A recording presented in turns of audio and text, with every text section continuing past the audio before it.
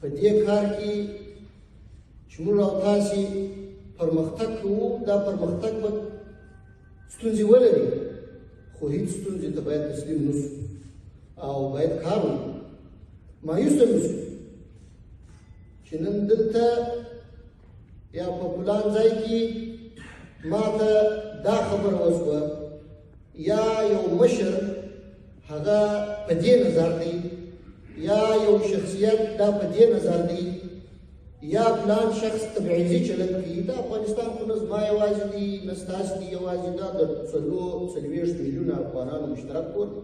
دلته مختلف مزاجونه شته، دلته مختلف نظرونه شته، دلته مختلف فکرونه شته، دلته داسې کسان هم کېدای شي موجود وي چې قصداً کوشش د دې کوي چې موږ تاسې په خپل منځ کې خپل افغانان وګوري، خو د پردیو په لمسون به نه غواړي چې افغانان متحد پاتې شي. هغوی باید وپېژندل شي او هغوی ته باید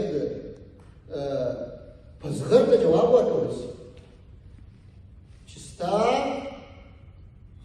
هغه نظر او فکر دلته نشي تحمیلېدلی چې هغه د افغانستان د ملي ګټو سره په ټکر کې.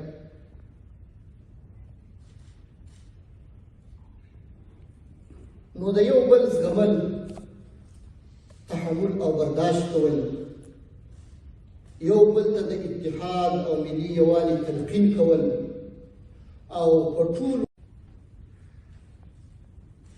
پردي خلک زموږ او ستاسې وطن نشي راته جوړولی. دا ثابته خبره ده. تاریخونه شاهد دي چې هر پردی راغلی دی و افغانستان ته یې بدمرغي، جنجالونه، ستونزې، مشکلات راغلی د آبادي په نامه دي، وتلی په داسې حالت کې دي چې هغه مخکې کومه آبادي او ورګلوي او اطمینان موجود و هغه یې له ځان سره وړي. زموږ او ستاسې د غلطولو دپاره نمایشي برنامې لري، نمایشي کارونه یې کړي دي، اما یو داسې اساسي کار چې هغه د افغانستان آینده 100 کاله پرمختګ ته یوسي یا مثلا د آینده دپاره هغه افغانانو ته پاتې وي، داسې یو کار دوی نه دي کړی. که بعضې مواردو کې کارونه شوي هم خپلو افغانانو کړي. نو پردیو ته باید انتظار ونه کړو او خپل وطن په خپله جوړ او دې ته ژمن سو او متحد سو چې زه خپل توان او خپل واس د خپل وطن په جوړولو کې خامخا مصرفوم. تاسې ګورئ افغانان نن پوهان لرو، انجینران لرو، بیا هم موږ او تاسې محتاج یو چې پر یو سرحد او یو دروازه باندې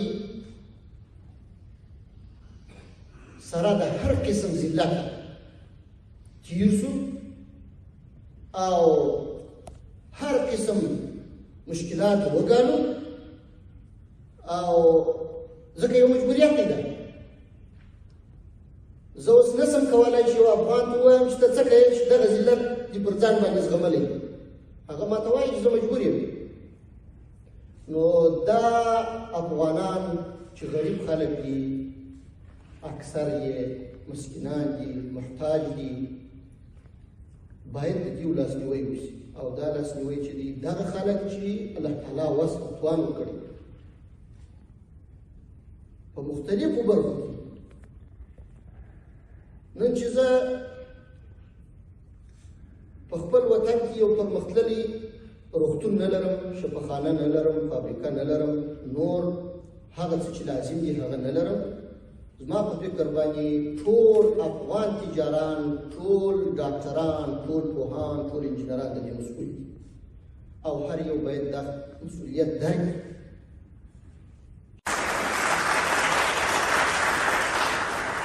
تر هغه حده چې زموږ توان دی هغه توان مو ټول مصرف کړي دي. په ټولو سرحداتو باندې انشاءالله هیڅوک نشي کولی چې یو متر د افغانستان خاورې ته را داخل سي او یا د افغانستان و خاورې ته په بد نظر وګوري.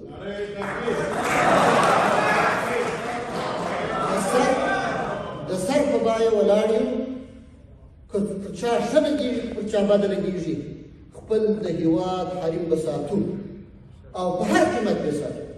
دا مو ژمنه ده، دا مو تعهد دی او په دې وطن کې به انشاءالله تعالی خپل ژوند به مونږ دلته یي، مرګ به مو هم دلته یي او ټول وخت به په همدې وطن کې انشاءالله موږ د افغانانو په خدمت کې یو تر څو چې افغانان غواړي.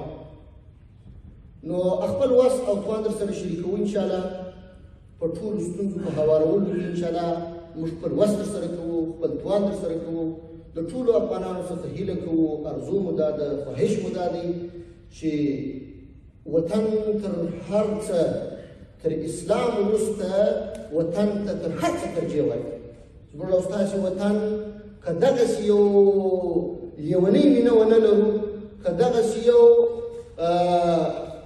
انتهایی کوشش ونه کړو او هر یو خپل مسؤلیت دا ونه بولو، نشو جوړولی. په 40-50 کاله چې څه ناخوالې وي هغه تېرې سوي دي، چې څه خرابۍ وي هغه تېرې سوي دي، چې څه د دنیا پرمختللې اسلحې وي هغه دلته کار سوي دي، ستونزې او مشکلات یې راته ایجاد کړي دي. اوس که موږ بیا دا وطن جوړوو دا موږ ستاسې څخه وخت غواړي، کار غواړي، ستړیا غواړي. نو دا هر څه ته به ځان ورکوو انشاءالله تعالی او کوشش به کوو چې خپل وطن داسې جوړ کړو چې خیال کړو. واخر دعوانا ان الحمد لله رب العالمين.